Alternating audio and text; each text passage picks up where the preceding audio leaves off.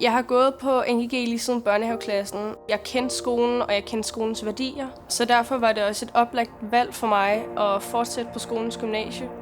Men det er ikke ensbetydende, at man ikke kan komme fra en anden skole og starte i gymnasiet. Jeg kommer for eksempel helt fra Jylland og startede her på NGG. Og uanset om man er herfra eller fra et andet sted, så er man altid velkommen på NGG. Folk er meget venlige til at tage godt imod dig og sørge for, at du finder din plads. Det er jo et meget småt gymnasium, så alle kender alle, og der eksisterer en form for meget organisk fællesskab. Noget af det, som NGG kan tilbyde, det er, at vi har en stor variation af valgfag, netop fordi vi ikke behøver at fylde klasserne op. For eksempel, da jeg gik i 1. G, der havde jeg musik sammen med kun 6 andre elever, hvilket gjorde, at man virkelig kunne udvikle sig selv. Og jeg ved, at der bliver oprettet hold, der er endnu mindre end det.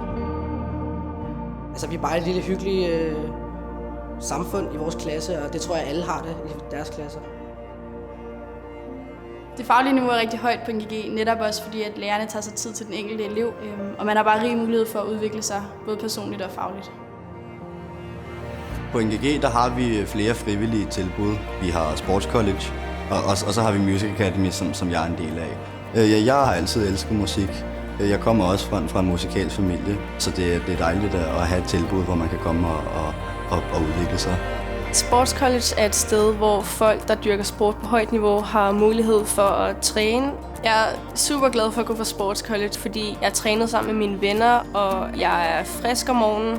Man lærer ligesom et fællesskab at kende på en helt anden måde, når man ligesom laver noget sammen, i stedet for bare kun at gå i skole sammen.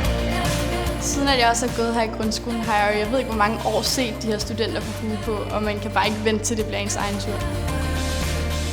Jeg er lige blevet student i sommer. Jeg har selv stået og fejret studenterne, da jeg gik i grundskolen, så det var en helt fantastisk oplevelse selv at få hue. Man behøver ikke være nogen speciel type.